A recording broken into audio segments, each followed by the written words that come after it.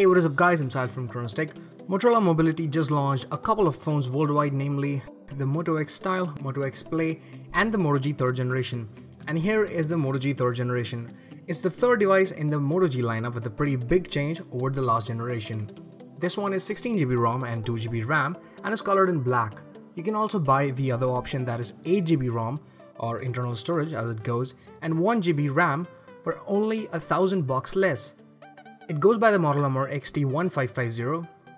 The box is pretty minimal as Motorola likes to keep it. The back of the box says it all.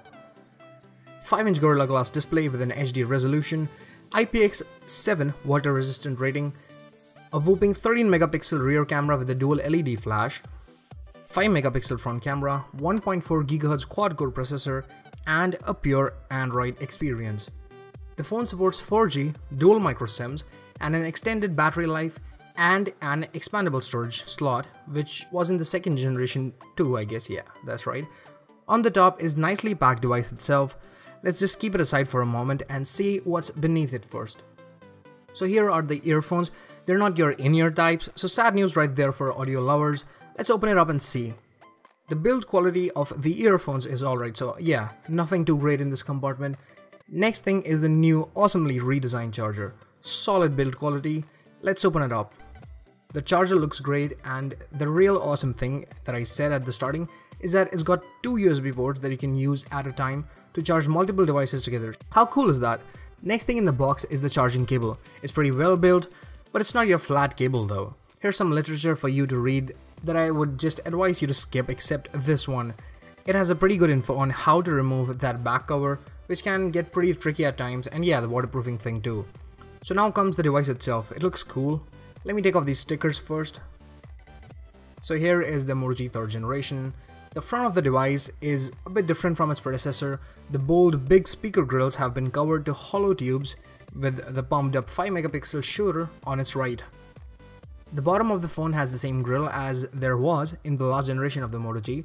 The back of the phone has grooves all over and is coupled with a beefed up 13 megapixel shooter with a dual LED flash that has the color correction technology to let out better photos and in turn not make your subject blind.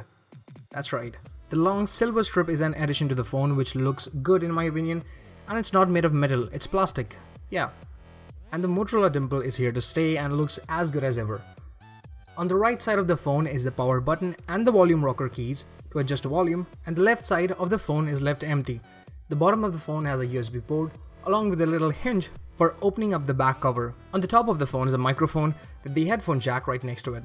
The overall look and the feel of the phone is pretty nice and looks pretty decent from behind, but it does have a little bit plasticky feel to it, so it's not like really great, really premium stuff. You can easily remove the back cover from the hinge at the bottom of the phone.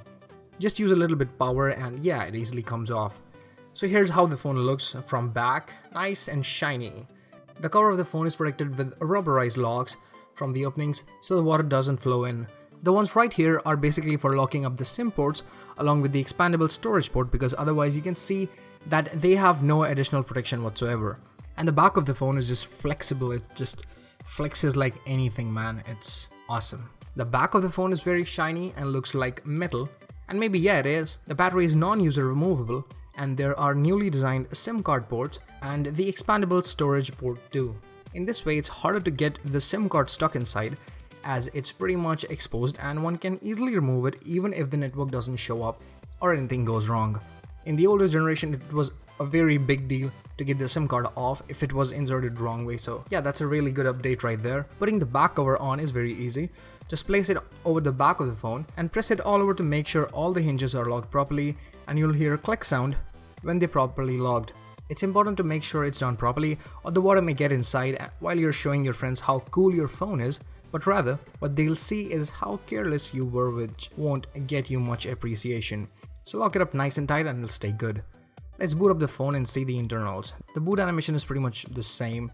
This one here is rocking Android 5.1.1, the latest that Google has to offer. I'll just set it up real quick for you guys. The phone has the same pure Android experience, smooth and fast. No lag whatsoever. You can see the performance increase by a fair share in even the most basic things you generally do, like opening tabs, swiping through screens, opening and closing apps and all that stuff. Here's an important notification you might want to take a look at, so that you don't blame Motorola for not making your phone waterproof. Your phone is only water resistant when the back cover has been snapped on properly. Press all the edges and the camera area to get a good seal. Be sure to do this every time you attach the back cover. Got it. Let's go to the setting now and show you the innards of the phone. The model number is Moto G 3rd generation, but we already know that. Hardware version is XT1550 and it runs on the latest Android 5.1.1.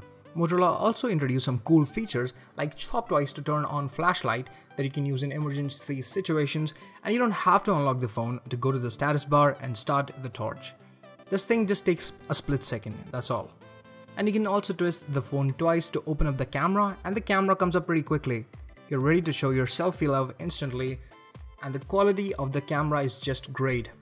Nice and crispy details and a very good resolution.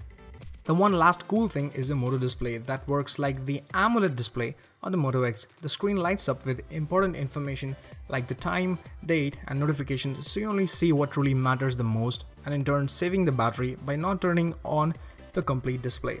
And this is the real power of software features, and I just love it. So overall the phone has been really done nicely. There are a lot of updates, a lot of stuff going down there, and yeah, it's pretty much a very decent upgrade from the last generation.